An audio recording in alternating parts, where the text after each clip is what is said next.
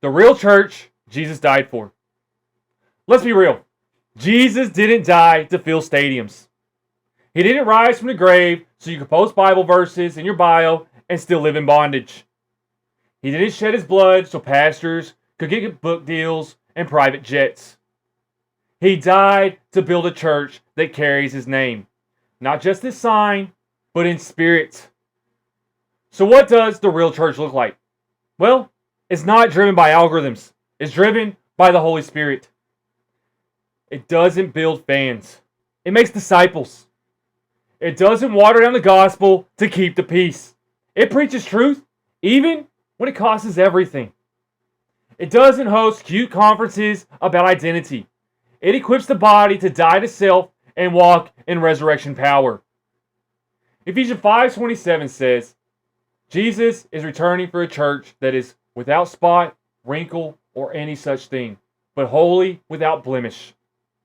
Not polished, not popular, holy. That means no more motivational TED Talks with Bible verses at the end.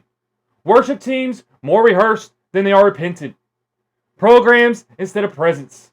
Merch drops instead of miracles. The church Jesus died for is gritty.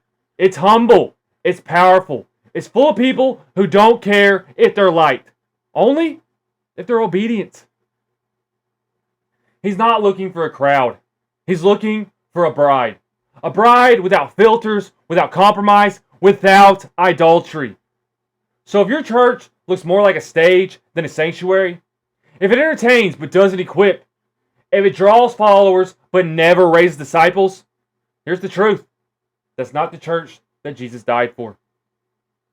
But that church, the one he bled for, it's rising again. The call to the remnant.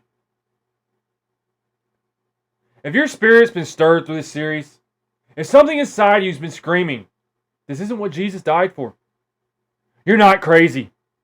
You're called. Because God is raising up a remnant. And if you're hearing this, you might just be part of it. You're not drawn to lights, hype, and religious fluff like some religious bug. You're starving for something real. You want truth, even if it costs you friends. You want purity, even if the world calls you extreme. You want Jesus, not the edited, comfy, church-approved version, but the one with fire in his eyes and sword in his mouth. This is your confirmation. You've been set apart for this.